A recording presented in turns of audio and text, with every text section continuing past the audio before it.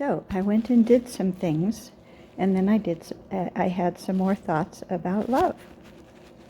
So what came to me is that love begins with acceptance.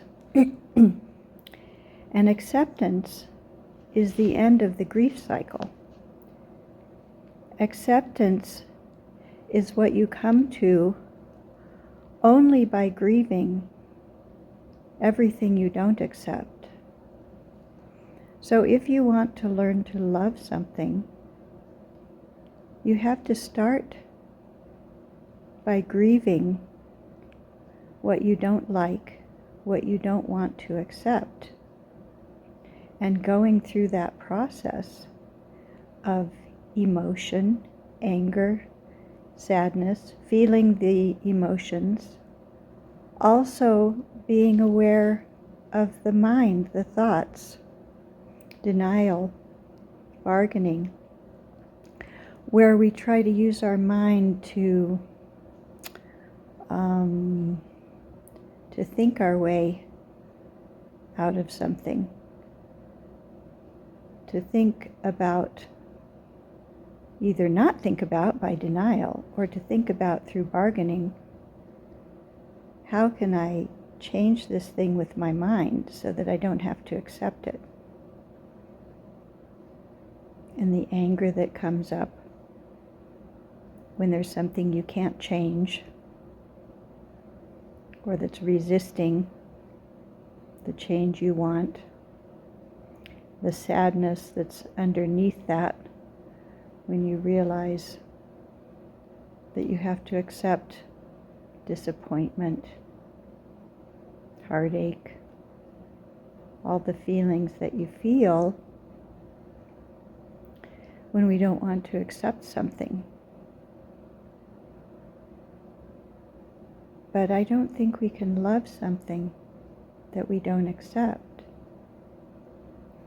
And from the standpoint of what I was talking about earlier, about like the origin of love, the silence, the infinite field of possibility, what happens with that is that emptiness, that silence, sort of has the capability of swallowing everything up. It can accept things because they all just get swallowed up in it. Because if you imagine space, empty, vast, infinite space, anything that exists in it just moves through it. There's no resistance. It can't be touched by anything that's in it. It's the space around anything that we perceive. So it accepts everything. So one way to gain acceptance, to find acceptance, is to just tap into that silence. Because in the silence, everything is welcome, everything is accepted, nothing is resisted. It just is. And when I explore the silence, I discover that often in that silence, everything else disappears. So the silence accepts the things we don't want to accept. And then those things just dissolve into it.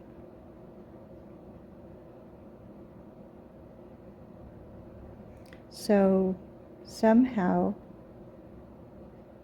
that is related to love, or that is love.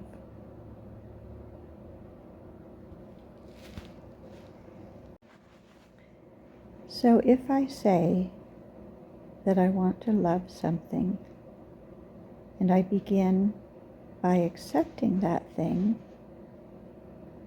then the next step beyond acceptance is appreciation. Thanking that thing. Thank you for existing. Thank you for being here. And then expanding on appreciation with praise, with honor, with glory, with celebration. We can take it as far as we want to go.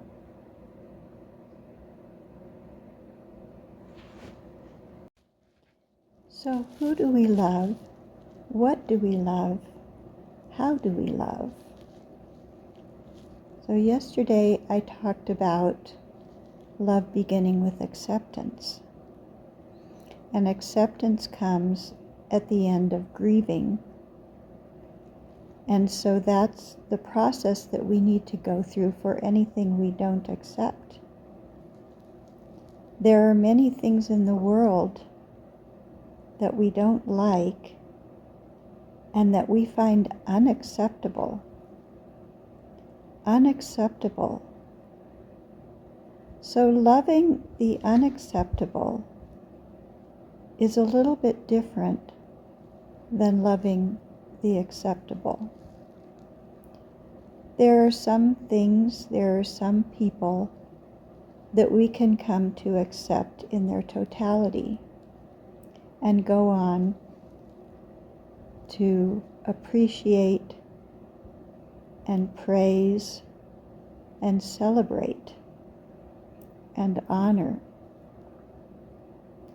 But there are other things that feel unacceptable, that we may not want to celebrate, we may not want to praise,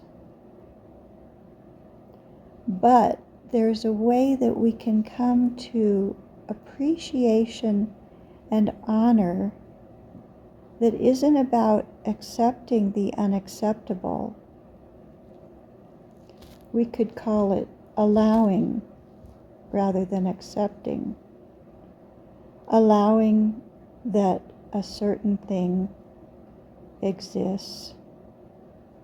Anything that exists is temporary and temporal. Anything will eventually be no thing because there's a time limit to everything.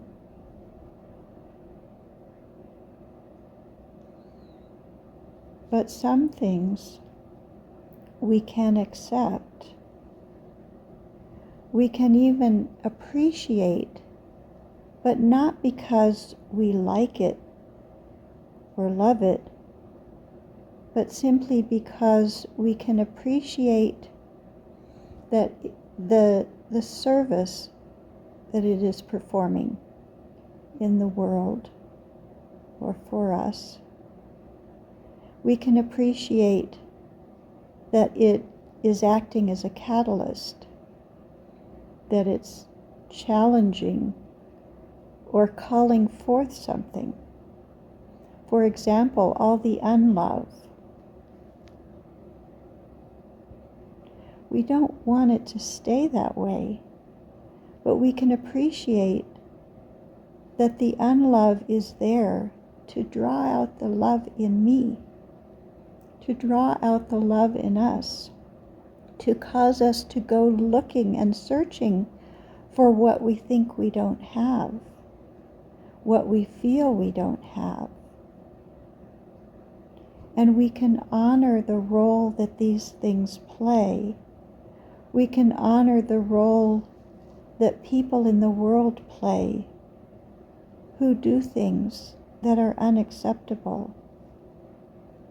Those things never need to be acceptable, but they can be allowed when we understand and see that they do have a purpose, that they are serving to take us somewhere, to teach us something, to give us opportunities to discover who we are and what we have inside and what we're capable of. Matt Kahn talks about not loving the feelings we feel that we don't like, but loving the one who has those feelings.